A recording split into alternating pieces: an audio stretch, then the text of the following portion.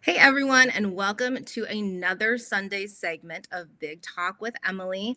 This week I am here with Ally Osborne. She covers the Oregon Ducks for Sports Illustrated as well as has two shows of her own here on KOIN 6 in Portland. Ally, how are you doing tonight?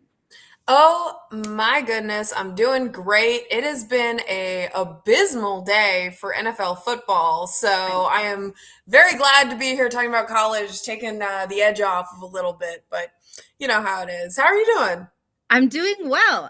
I actually don't think I know your NFL team. So not to stay on it for too long, but who is your team? We're doing all right. The Packers. Oh, okay. Been a Packers fan forever. My dad, who is originally from Salem, he has loved the Packers since the early 70s, 80s. So he has been very much a dutiful fan to them, and I inherited all his Packer stuff. So I'm kind of a Packer fan by osmosis. Well, I can respect that Yeah. absolutely. But yeah, that is a hard day. So I understand your comment a lot more now. But in general, yeah, it's been an interesting day in the NFL, but we are here to talk about college football, and this weekend was in-state rivalry week for Oregon and UW. And you were at the Oregon game yesterday. How was it? Yes, I was. So, for folks that might not know, I am a reporter for Oregon Ducks on Sports Illustrated, which means I report from the field pregame, and I am up in the press box doing our live updates articles while doing our live tweeting and kind of jumping on any hot topics that may arise into a game. But I thought that it was a very interesting um, it was a very interesting rivalry game. It did not have the competitive spirit that I've typically looked for when it comes to Oregon State. I mean, 129 games. This is the Yeah. fifth longest rivalry in FBS history, college football history. Oregon, of course, extended their regular season win streak to 22. It's the longest active win streak in college football right now. So that was great. But a part of me, you know, it's been 2 years now since the Oregon State rivalry game has swapped to September. And a Yeah. part of me loves it because it's warm weather. And I hate crappy weather during some of my favorite football games. So I'm very glad it's like that. But it just felt like, and I said this in my wrap up video on my Instagram, it felt like there was not the showing of Oregon State fans that I really hoped there would be. Yeah. You know what I mean? I'm the biggest neutral party. I mean, excuse the hat. I'm a very neutral party between the Ducks and the Beavers. I mean, I'm from Oregon, so I want both Yeah. teams to do very well. I personally don't care who wins in the rivalry game. I know that that's a big topic for folks that have gone to either school or are fans of either school, but I really was hoping for more because I remember the Oklahoma State game. I think there were more Oklahoma State fans at the Oklahoma State game than there were Oregon State fans at a game that was about 35 minutes away from kickoff. Wow. That is So really I surprising. it was really surprising to me because Yeah. looking around, I remember even talking about it with people in the press box and going, "Man, I feel like there would be more fight on the field if Oregon State knew that there were more people there to support them."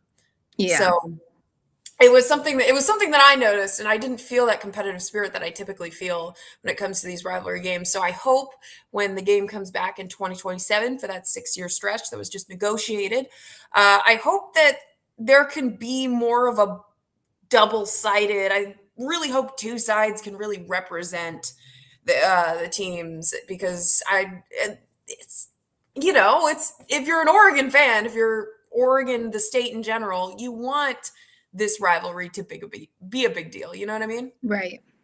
Yeah, absolutely. And like you said, they're not that far from each other. So it is really surprising. And it'll be interesting to see over, the course of the remainder of the season as well as next season what happens with Oregon State's program, Yeah. because that kind of hopefully maybe it'll amp up a little bit to where 2027 will be more of an entertaining and exciting matchup. Well, But they've got a quarterback that can sling it.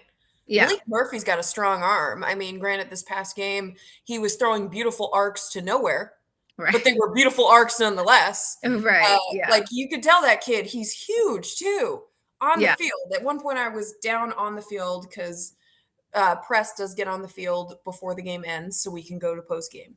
I was standing next to Malik Murphy at one point because they had brought in Jabari Johnson Yeah.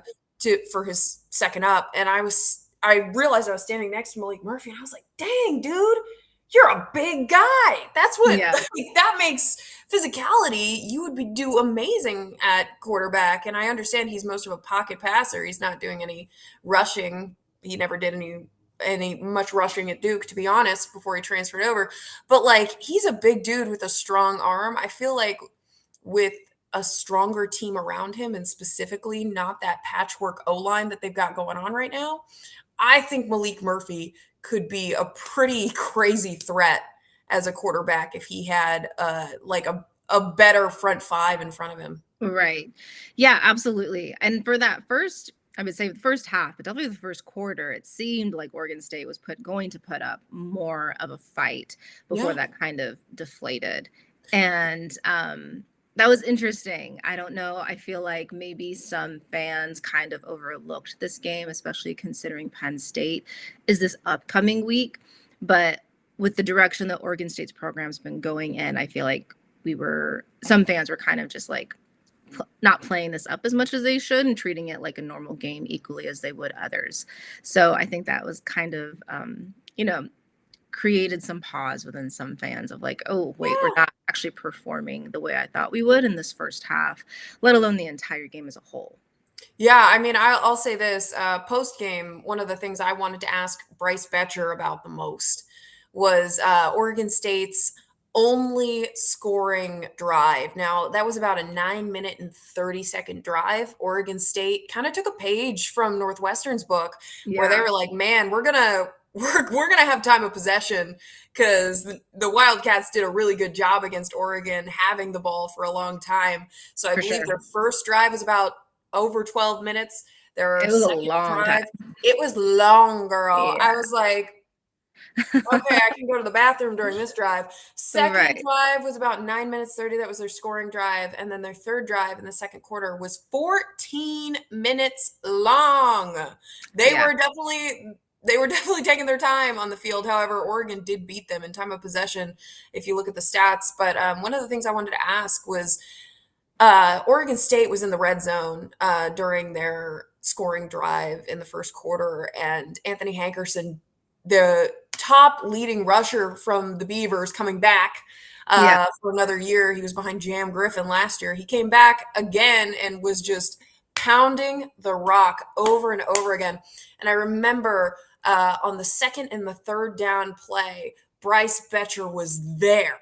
He was there to take He was Anthony all Hankerson. over the field He yesterday. was there, and he was, Yeah. and the second tackle was him and Aaron Flowers, a combo. So that was one of the first things I really wanted to ask him when we were in post game. Was he came up to the desk to like talk, and I was like, man, you got to run me through that because a part of me thought you had that guy's number. You were not going to let that happen. What was going on?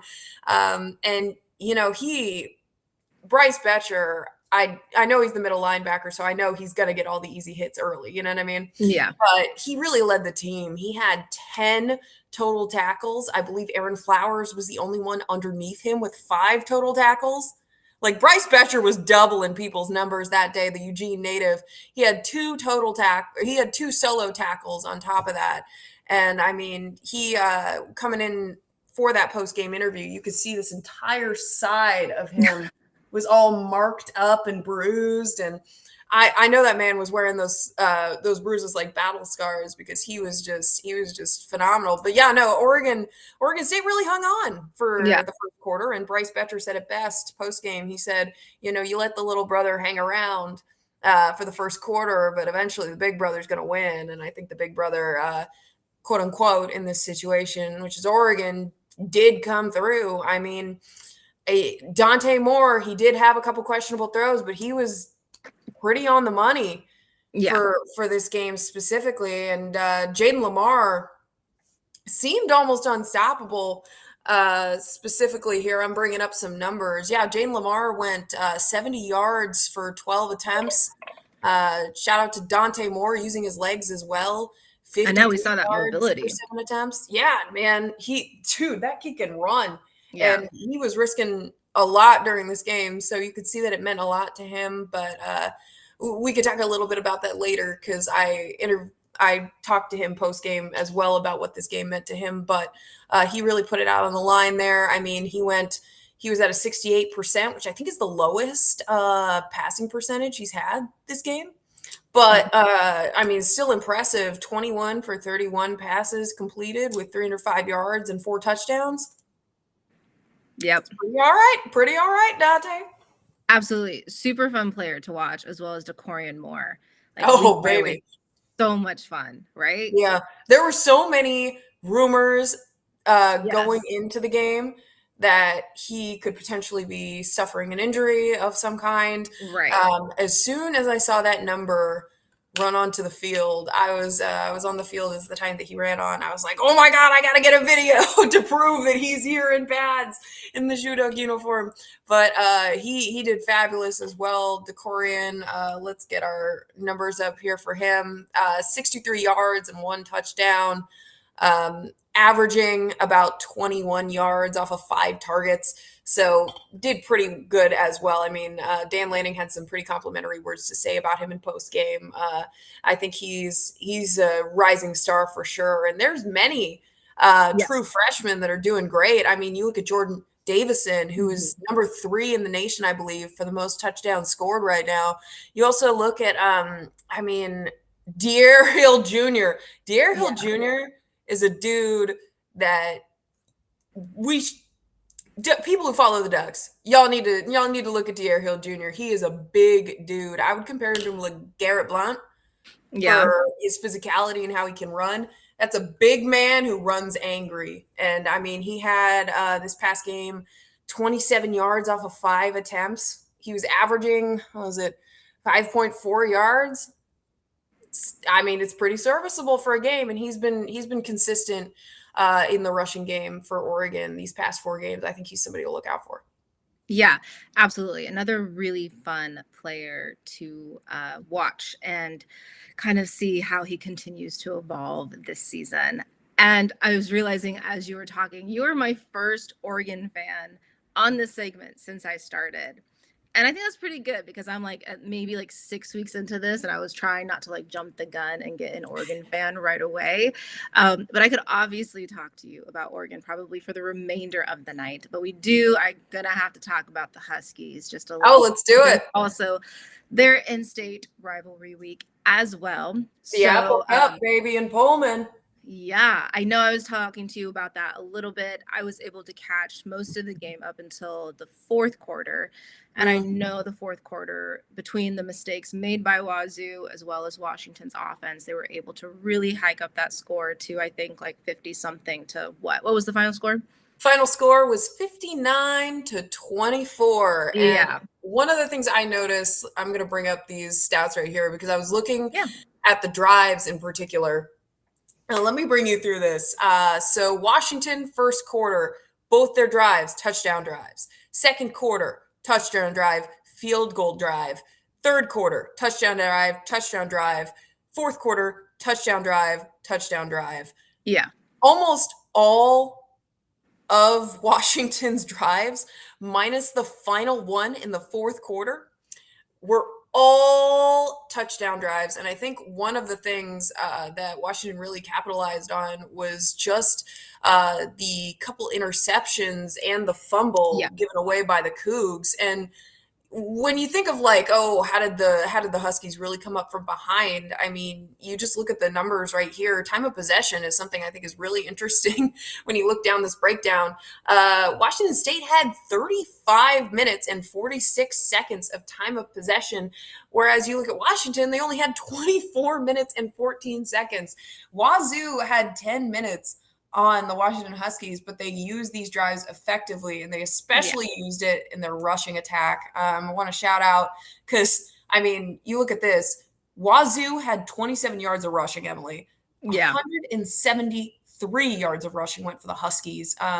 Specifically, Williams Jr. with 88 yards for 13 attempts and a touchdown, and Coleman, who was really the star of this game, he had 2 touchdowns and 59 yards off of 12 attempts. I mean, the Huskies ran it down their throats.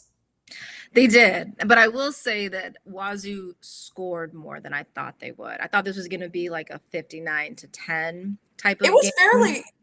fairly like the Cougs had a pulse, They did. And I don't at think least many people entering were the half. expecting that coming Yeah. into the game. Similar to Oregon State, I think they're like, okay, this is just a team that they can run all over, and they could run all over eventually. But yeah, I was surprised that Wazoo even got 24 on them. But that's kind of what rivalry games, they bring that out in certain teams. I think they do have more of a pulse. They have more fight. I don't know if how the Huskies traveled there, but hopefully they had more of an equal crowd compared to Oregon and Oregon State as well, just to kind of make it really feel like that rivalry. I mean, I feel like it would be. Something Yeah. about the Apple Cup, I feel like, and I think I'll say this. I think Washington State has genuinely been more competitive since Yeah. the breakup of the Pac-12 than Yeah, and they Oregon won last State's year. Like been. they beat UW last year. So it Exactly. has been spicy, it There has has kind of been like some set back and things up. forth. And Yeah. for Beaver fans that are maybe watching this and going, "Hey, what about this?" Yes, I do know in the past 10 years the Beavers have won 3 times. Yes. And they Yeah. have won recently as well. So, I mean, I think it's more just like recency bias. I think that Washington State, because they won last year, because they've been consistently Yeah. at least a little more competitive than Oregon State when it comes to the Tupac or the Pac-2, if you will. I think that does lend to more of a show up for that rivalry. But I also think that um, I always think of it this way: like, look at the Cleveland Browns. They've been bad for so long, and people Yeah. still show up. This I is think true. I This is think true. I genuinely think that there should be for Pacific Northwest football fans, because I don't think it's just one particular team. I think it's across the area, because Pacific Northwest folks are the type of people to leave a football game early. I love y'all. I am a Pacific Northwest person. Y'all leave those games way too early. But I think that Pacific Northwest football fans should just take a page from the Cleveland Browns, which is, hey, even if we suck, we're staying. Yeah, I We hear got to you. support the team. We got to rep whatever colors. We're sitting our butts down. Yeah, So this is yeah, true. and I think it's just recency bias for if there was a large amount of Huskies that traveled. Yeah, yeah, I agree with that. So, kind of taking a look at the conference in general, well, first let me ask you, how are you feeling about Oregon going into Happy Valley next week for the whiteout game against Penn State? I will say this. I think that Oregon hasn't really played anybody. I Yeah, also don't true. think Penn State has really played anybody. Yeah, this is true. I think that this is going to be one of those games where we figure out pretty quickly who has the sauce and who doesn't. Yeah. I think it's going to be one way or the other, and it's going to be quick, it's going to be fast, and whoever figures the game out first, whoever figures out what the other person is doing first and how to beat them, I think that's going to win. So look specifically at the play calling, look specifically at what they're doing coaching wise, because I think Penn State and Oregon are pretty evenly matched. But I think it's going to be whoever figures out what to do on the field first is going to win, because I don't think either team has played anybody to show enough stuff. You know what I Yeah. mean? To for somebody to look at the film and be like, okay, I know exactly how to beat them. I think you kind of get an inkling from the Ducks where it comes to like clock management and like, hey, front seven were a little bit bullied when Yeah. they traveled to Evanston, Illinois a couple weeks ago. We got to make sure we put pressure on them. But like, I really don't think that there's enough there from either team to really decide. I'm looking more towards like what happens in the first quarter is going to tell me kind of like the tone of the game. Yeah, I totally agree. Neither of these teams have really been challenged in that regard in terms of matchup, but Mm-hmm. it should be really interesting. It's one of those exciting environments and exciting games where like you move to the Big Ten, and this is like what you get. You get the whiteout game at Penn State, which is Yeah. like, super classic college football. So I think that is really exciting. And for fans able to travel there, I think it's going to be such an awesome experience just to be in that setting at night during a whiteout game. So I think Yeah, because the that's last time they awesome. faced each other was in I believe the I think so. 1995 Rose Bowl, the 1995 Rose Bowl. I actually Pretty have sure. a sweatshirt for that. It's in the That's right. back of my closet. But no, I like this is the first time these teams have faced each other in decades, and I think that Yeah. that really attests to it. I also wanted to know if have you seen the Mummy Nike Oh, yeah. cleats that were just really okay, Yeah. okay, okay. Absolutely. Absolutely. You're probably like how do you like them? I just wrote the article on it for Oregon Ducks on Yeah. Sports Illustrated, so I'm so glad you asked. Yeah. I love them. I think that we should bring back the Skull Ducks. I think we should bring back the Yeah. Combat Ducks uniform from 2015 at Michigan Totally. State. I understand there's maybe some controversy around them. However, have you seen the Galaxy White with the Skull Duck on top? I think the Mummy Duck opens the door for the rest of my Count Chocula themed duck ideas to come I think through. And then yeah, maybe because I mean totally. and the Ducks are they're not shy for having like spooky themed uniforms. I Right. mean, they've had the Nightmare Green. Yep. So They've had like so many full black uniforms. The Fly era gave me a little bit of spooky vibes last year. yeah, Um, absolutely. Absolutely. yeah, I'm really hoping that we can bring either the Skull Duck from the Combat Ducks in 2015, or old duck heads might know about this, the old Skull and Crossbones Pirate Duck from the early 2000s. If we bring that baby back, that would be lit. It I know totally that would. they never will, but that Right. would be lit. You're full of the good ideas in this department. I love it. I just want This is spooky your stuff. artistic talents are coming through, and I they're just shining want spooky now. stuff, and I really love these cleats. I think that They're great. it's almost poetic, really, because they're wearing white cleats that turn green in the dark, and Yeah. they're playing Penn State at night. So it's Yeah. kind of that takeover of the white theme with the green, with Yeah. the Oregon. I think it's a beautiful piece of storytelling that I think might shoot over some heads, but I like to read into things. I like to think that that's why they're doing the mummy Well, things. But absolutely. And it has the potential to be totally cinematic. And the Mhm. storytelling is like one of the things I know that I genuinely appreciate and love with every drop that they do. So Oh, I'm on your level. I get it. Absolutely. So I'm super excited for this game. I know after yesterday, some fans are a little like, I just don't know about this. And, rightfully so. We really don't know because, like you said, mhm. neither of these teams have faced a component that has challenged them or has at least shown us what they're capable of. So I Truly think have it'll be not. fun. I think it's gonna be fun. I mean, college game day is going. I think they've only been Yeah. to five other whiteout games for Penn State before. I think this continues. I believe there's I don't know the exact number for how many times college game day has been at an Oregon Duck game in general. I know that they've been to Eugene about 11 or 12 times. But Yeah. I mean, it's a historic game as a Duck fan. Yeah. Seeing the Ducks get this game only their second year in the Big Ten Conference is really cool. As the defending Big Ten champs is really cool, Yeah. especially because this is basically a rerun of the Big Ten championship last year. It's a cool revenge game. The storylines are wonderful. And real quick, I brought up Penn State's schedule before they play Oregon. So I'll just read this off real quick. Yeah. So they opened up their season on August 30th, going 46-11 versus the Nevada Wolfpack.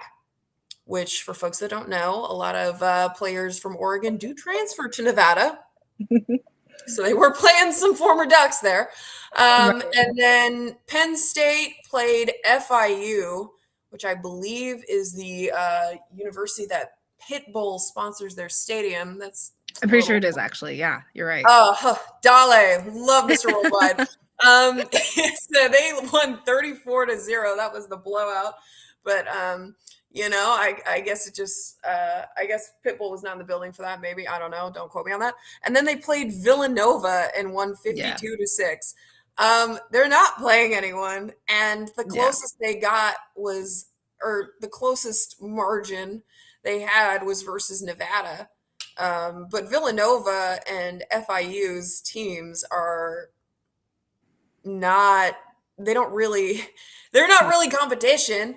This is And true. of course, Penn State's coming off a bye week. I know that Lanning did speak to that in post game pressers. I mean, Oregon, I think if we've taken anything from the Rose Bowl last year, Oregon Right. being warmed up instead of having a break might be a This little is bit more true. beneficial. Yep. That's at least how I'm looking at it. But I mean, it's gonna be it's gonna be an interesting game. Penn State right now ranked number 2 in the nation. Oregon ranked number 6. I think that maybe Oregon should be ranked a little higher, but we'll see. We'll see. Again, I think that this is, since both teams have not really played anybody, I think it's going to be interesting to see how this all shakes out. Yeah, absolutely. I'm super excited. I think it'll be a fun game. Oh yeah, Hopefully, are you it'll going? be a fun game. No, I'm not going, but I think that might be better. I watch these types of games in solitude with no one around me, just to like, Oh yeah, to drown out the you know. screams. Yep. Right. Oh. Exactly. That type of thing. But it will be fun. So, kind of taking a look at the conference, Yeah. what other teams excite you and maybe have you thinking that they will be in the top maybe 3 to 5 at the end of the season in the Big 10?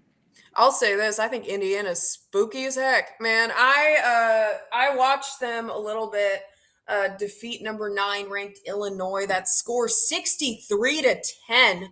Yeah, I know. Indiana ranked number 19 right now. I'm sure that's going to change because that was a deafening, like, complete shutdown. I mean, I was also looking at their schedule because I was thinking, man, who has Indiana played besides Illinois? Right. They played Indiana State. That was a 73-0 beatdown. I remember that. Yeah. Jeez. Then they played Kennesaw State before that, 56-9. Another pretty solid beatdown. And then they opened up their season with a very close game, 27-14 versus Old Dominion. That reminded me a little bit of like the Idaho game with Oregon, where it just didn't seem like the team was completely figured out. They definitely figured themselves out against Kennesaw State and have been swinging consistently since. I also want to like bring up these stats really quick for this Illinois Indiana game because there were Yeah. some that I was like, girl, what?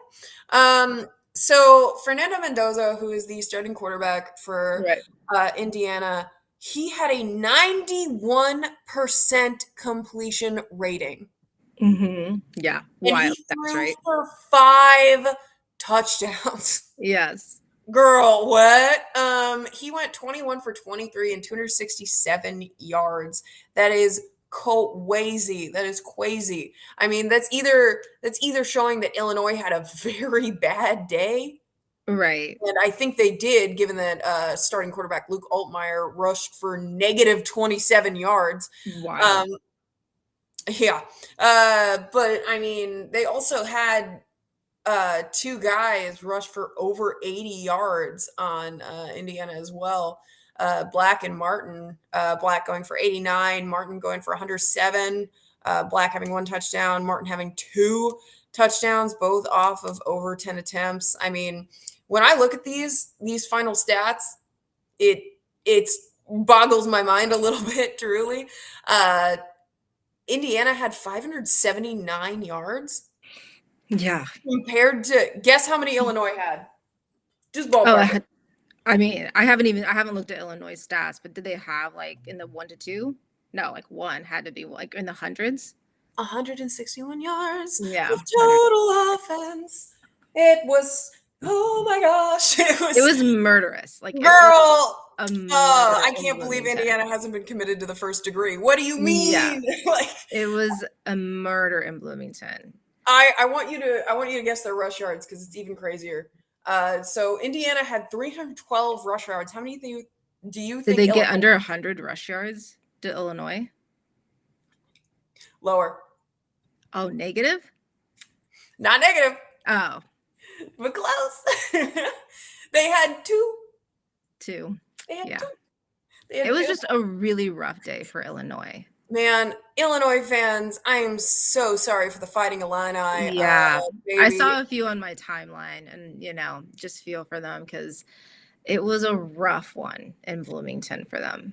Indiana, either this is I think if we're comparing it to an Oregon game, I think that this is it's not entirely similar because Illinois was ranked, but Right. and ranked at number 9. But I think that this is one of those games where it was like the Oklahoma State game, where it was like, is Indiana that good, or is Right. Illinois that bad?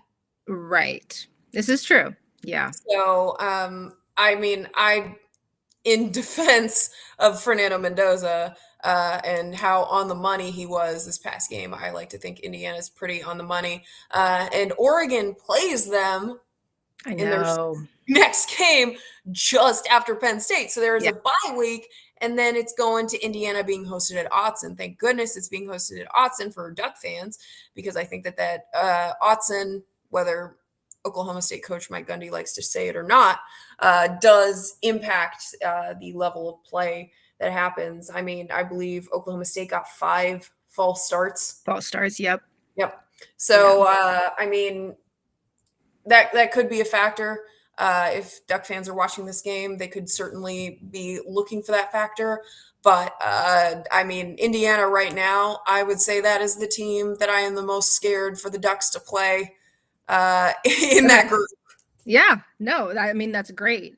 So, in addition to Indiana, what do you consider the other like top 3 to 4 teams in the conference at this point? So, obviously, we don't know a whole lot. Some of these teams haven't played, competitive teams or haven't been challenged. But Mhm. at this point, based on what you've seen throughout the conference, who do you have in like your top 3 to 4 besides Indiana now to round out the top 5? Top 3 to 4. I think USC has been looking pretty good. Yeah, I think USC has been looking pretty dominant. Their receivers right. recently have had some incredible catches. I mean, I feel like I see the receiving highlights for USC almost every time I go to write a Oregon Yeah, Ducks on Sports Illustrated story. So I'd put them in there. I think even though Biff's at the wheel right now, I think Michigan's been doing pretty great. I think Ohio State, absolutely dominant. You have to include them. yeah, Uh, I mean, it's kind of one of those. Remember when Grambling State went there, yeah. and it was like even, and the head coach for Grambling State was like, "Yeah, we're gonna have a real battle of the bands over there." Right, That's how I feel about looking at Ohio State. Is I'm like, yeah, they're Ohio State. right. You've It's got hard to, not to consider them for the top. Yeah, yeah. So I would consider them absolutely. for the talks. I top. I think the Ducks are. I think the Ducks are up there. I think that it does help the Ducks that they're not playing Michigan or Ohio State this season. Yeah, right. However, I think after Penn State and Indiana, I think that there can be a thorough assessment of what that team is. So Absolutely. if I would say top 4 besides the Ducks in the Big Ten, I would go with Indiana. I'd go with USC. I'd go with Ohio State and Michigan. Yeah, that makes sense. Absolutely. Yeah. Yeah, Michigan's been a fun one to watch with Bryce Underwood. I know they haven't had a perfect season and there's been some mistakes, but I think that's pretty on brand compared to like what we saw last year. Last year was really rough. We've seen some growth to this year, and I think it's only going to get better, especially with Bryce Underwood. Mm-hmm. But I agree with you. It's hard not to consider Ohio State when we're thinking about the top teams in the conference. They had a bye this week, so we didn't get to see obviously anything from them this weekend. But Mm-hmm. next weekend, they go to Seattle. Another Yep. interesting geographical element of realignment and the Big Ten is Ohio State gets to travel to Seattle to take on the Huskies. And I'm excited for that one. I'm excited to see the outcome of that one. And I think, we'll learn a lot about both of those teams after that game as well, Yeah. because similar to Oregon and Penn State, Washington just hasn't played like anyone of that level, especially. A And lot of the Big Ten teams have not played yeah, anybody. this is true. Like Ohio State played Yeah. Texas week 1, and we can argue back and forth about whether or not that was like a true test or not, but Mhm. it was still a better team than a lot of these other Big Ten teams have played. It's a better test than what most of these teams have been playing, because I think for the Exactly. first 3 or 4 games for a lot of these Big Ten teams, they've been playing like Pretty much. they've been playing nobody of real note minus Texas and Ohio State to open up the Pretty college much. football season, and Illinois and Indiana. There really hasn't been anybody that's like there hasn't really been a matchup in my mind that's sparked that little, you Right. know. So we're entering a really exciting time of this conference Mhm. where games are getting more competitive, matchups are obviously more competitive, and we're going to begin learning about who really is in the top and who maybe isn't or was slightly overrated at the beginning of the season. But Yeah. I do agree, like USC's offense has been pretty electric and pretty explosive. I watched Mhm. a lot of their game yet last night. It was a late one. I watched a lot of their game last night against Michigan State. I was actually excited for that game because I thought maybe it would be a good matchup.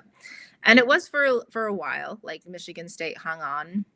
I think there's some question marks maybe with the USC defense, at least in that game. I haven't done a deep dive on USC. So before anyone comes for me, know that I have not done a deep dive on USC. But they do. That offense has been electric. And like you said, we see the highlights week after week. Yeah. I mean, it's when it comes to the receiving game for USC, they're pretty darn strong. Also, Jaden Mayava, Yeah. I apologize if I am not saying that correctly. Yeah. I'm not sure. Please feel free to correct me, because I know I'm going off on this one, but he was at like 77% in the passing game for 3 touchdowns. So I mean, pretty good stuff. And Yeah. for receiving, I mean, it's really been on Lemon, who's been catching Yeah. it. So if you see Lemon's highlights, Lemon's stats, that's kind of one of the guys that's been really picking up yardage for USA. But they've got a really strong offense right now that I think is going to be Totally. interesting to watch, especially when they come and play the Ducks Yeah. later in the season. That's been one that the fans have been clamoring for ever since Oregon in the offseason brought in offensive tackle or offensive guard Emmanuel Pregnon and defensive lineman Bear Alexander, both Yeah. transferred from USC. This has been kind of hyped up for a while, so definitely something to check in on. Yeah, absolutely. Another game that I am excited for this season. Mm-hmm. And kind of just like a fun question. I try to ask everyone, but since it's such a marker for the Big Ten Conference, the game, Ohio State and Michigan, do you think Ohio State beats Michigan this year, or do you think Michigan takes it once again? And you can base this off of no logic at all, or if you just have like a gut feeling.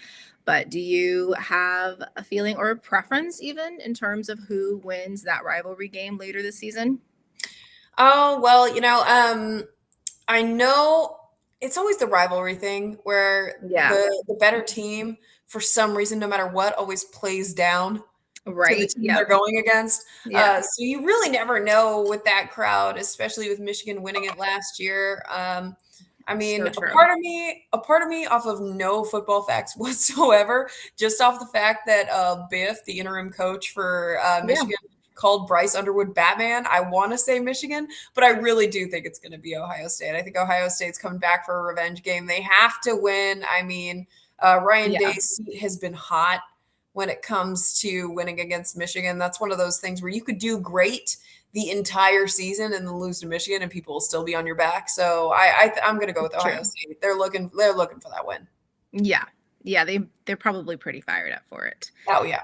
Yeah, absolutely. But it's such an entertaining rivalry. Even though I have no part of it, I enjoy their banter back and forth. I always love the hype leading up to it. Oh yeah. And kind of like what you said, even with the state of Michigan, even last year, that surprised so many people in regard to beating Ohio State that you never know when it comes to rivalry games. So Uh-huh. I I think mean, it's gonna be fun. have you watched the Netflix documentary on the big game? No, I actually haven't. There is oh gosh, I don't want to actually it's on Max. It's on HBO Okay. Max. Excuse me. Excuse me. It's on HBO Max. It's a documentary about the big game, Michigan versus Ohio State. I would highly recommend you watch it because it kind of goes through like the history of stuff. And Yeah. I'm one of those weirdos where I'm like, I need to know what happened in 1962. So I No, like I respect that. I watch those things. So I would recommend you watch it because it kind of gives you like a backstory as to like why it is so significant.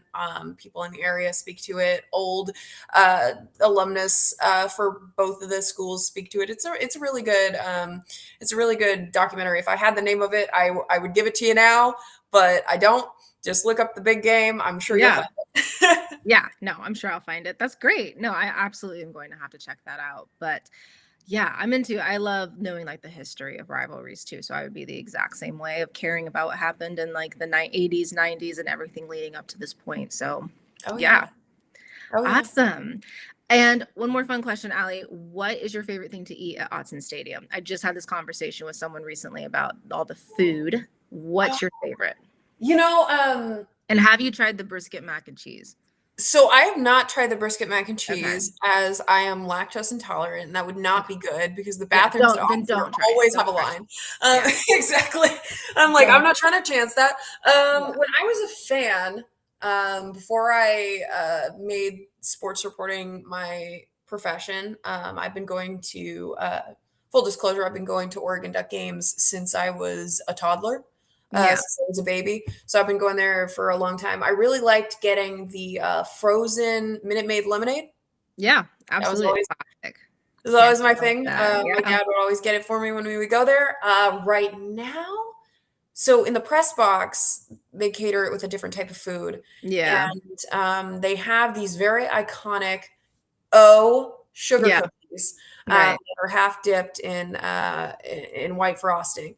And whenever I work a game, whenever I'm working for Oregon Ducks on Sports Illustrated, I have a tradition where at halftime I will load up a plate with a couple sugar cookies, the O sugar cookies, and I will make my way around the stadium to give them to my dad and my mom who are on the other side No. who watch every game. So I would probably have to say that. There are days where like I'm hoofing it. Like during the rivalry game, it was the worst clog up. Uh, in oh my gosh, it was the worst clog up in Autzen. I believe it was like it was the south, so it was like the east side of Autzen. It was so bad under that big video board. And I remember my dad texting me and he's like, "Are you coming with the cookies today?" And I was like, "I'm trying. I'm trying. I've elbowed like 8 fans at this point to get through." But yeah, I finally got it to him and then came back. It's also come to the point where the wonderful elevator lady who works the elevators at Otts, and her name's Shannon. I'm not going to give out her last name because that's be weird. Yeah. Right. When I got in the elevator, she's like, "Oh, you're giving your dad the cookies again?" So it's like a kind of It's a it's tradition. catching on. People know. Yeah. People know. I hate when people perceive me, so I'm like, please don't figure this out. I'm just trying to get cookies with my dad. But that Right. would be my favorite thing in Autzen. I mean, that's an amazing answer. So actually, those are like the famous cookies. So that Oh is an yeah. amazing answer. And I'm so glad I asked because yeah, and don't try the mac and cheese. No, just don't do that then. Okay. Okay. Yeah. Cool. You know, I, for my general health and well being, I won't do it Yeah. anyways. Thank you. Pretty much. Yeah. I would hate to recommend it or ask you to try it and then it. Wait, what's your favorite? So like I don't eat during games. I have this like Okay. weird thing. I'm horrible when talking about college like football food because I just don't eat. seem to lose my appetite. But generally, when I go to Odson, I definitely drink coffee. So like I'm always usually hitting up Dutch Brothers at least to caffeinate to make it through. Okay. But yeah, I do remember the frozen lemonade thing, especially as a kid. That was like that's nostalgic to me. Like once you said that, it really hit off. Yeah. But yeah, haven't tried a cookie. I'm sure they're amazing. The photos of them are beautiful. But yeah, just coffee, caffeinate, get through the game, and then eat after. Yeah. Yeah. Where do you go after typically? So typically after is usually always pizza. So, Mm, it could be a track town. It was Sizzle Pie for a while there, but Sizzle Pie shut down. But then mm, we were as a family unit, we were always big into the pre-game meals. So like off the waffle was our jam. That used to nice. be like our Saturday morning ritual was off the waffle before the game. That So that's a good choice. My yeah. dad and I used to go to Buddy's Diner. If Oh anybody, yeah. if any real Eugene heads are in the are in the Oh crowd right my now. God. Yeah, we were a Buddy's Diner group because my dad loved the banana peanut butter milkshakes they'd make. Oh, Uh, so oh yeah, he loves them. I've never had them because yeah, lactose. obviously. Right. But yeah, no, he loved them. And then we've been sometimes it'll be all over the place. I remember the last time met my dad for some post game, post work refreshments at the McMinimans South Bank over there. Or Have been West there. Bank, whatever that So is. I've been to that one after what was it? 2016 Washington State came and upset Oregon in overtime. I Ooh. walked over there with a bunch of fans I didn't know, and we just sat there and ate and drank. And so that's like my one memory of that McMinim's location is doing that. So it wasn't the happiest, but solidarity. Like we were all Yeah, together, we were all sad together. So that kind of made it better, but have been there. So yes, I know what you're talking about. absolutely. And real quick, shout out to all the fans from opposing teams this year. Everybody has been so nice. That's great. People Yeah. are so nice. Like I mean, a part of me is a little sad about that because I'm like, hey man, if it's the rivalry series, the Beavers chipping, Right. should be chipping. Right. But also because I do press, I cannot dress in either color for either team. So I'm always in like I look like I'm either like a waiter at Autzen Stadium or like or I don't know where I'm supposed to be because I'm in all like colors that are not associated with Mm, Oregon or whoever. right. So I guess that's why I don't get shouted at as much as when I was a fan. But no, Probably. I mean, people have been really nice. The Oklahoma That's State great. fans in particular, very Oh, nice folks that's and awesome. very well dressed, by the way. Oh, well, that's awesome. Yeah, they It's came great that there's dressed good to Autzen experiences. Stadium. I was like, y'all don't understand that we usually just wear tie dye and sweats to these Right. things, but it's so shout out to the opposing fans. It's been a wonderful environment this year. That's awesome. Well, Allie, like I said, I could talk to you all night, but I will Oh yeah. not keep you. Thank you so much for hopping on and talking some Big Ten football, Oregon football. This was so much fun. And I'm super excited to obviously read all the wonderful content that you write. Can you plug where people can find you, actually? Oh my gosh, it's so easy to find me. That should probably be a scary statement, but I'm in media, so you can find me everywhere. I host Everyday Northwest from 9 a.m. to 10 a.m. every morning on the Portland CW. I also host Tower Talk Live from 11 a.m. to 12 a.m. every weekday morning on KOIN Plus. I am typically on the afternoon stretch every once in a while on KOIN Plus at around 3 doing updates for sports with the wonderful Jamie Hudson. That is every once in a while on there, so check out for that. You can find me at Ally Osborne on X. You can find me on TikTok. You can find me on Instagram on that too. You can find my articles on Oregon Ducks on Sports Illustrated. If you just look up Oregon Ducks on SI and then my name, my profile will likely pop up. You can just click on that. You'll find all the articles there. I'm just about everywhere, and I am the one of the home game fronts for the university, or not university, for Oregon Ducks on SI. So every single home game, I'll be there. I'll be reporting on site, unless the end of the world happens, because that's the only way I will not be doing my job. So it's been a wonderful. Thank you so much for having me here, Emily. Yeah, of course. And thank you everyone for tuning in. Be sure to like the video and subscribe to the channel to keep up with Big Ten Talk, as well as all the other wonderful content this channel produces. And yes, Ally, have a wonderful week. And I hope we have a great Penn State week. Fingers crossed, and don't lose to Cleveland by a field goal. Don't do that. The parting message. This is important. The parting Don't do message that. from Ally is don't lose on a field goal against Cleveland. Against Cleveland. Oh, yeah. The night's almost done. So it's like this NFL day is almost over. But I legit didn't know you were a Packers fan. I'm a Bears fan. So I just didn't. And a hush falls upon the crowd. Well, hey, I mean, you guys had one of my favorite centers for a while in Lucas Patrick. So you know what? I gotta respect it. Yeah. Well, I'm sorry for your NFL loss, but next week's a new week. So for you, I hope it turns out differently. Not for anybody else related to the Packers, but for you. Thank you. Thank you. I believe in love. Thanks, Ally. Thank you. Have a good night.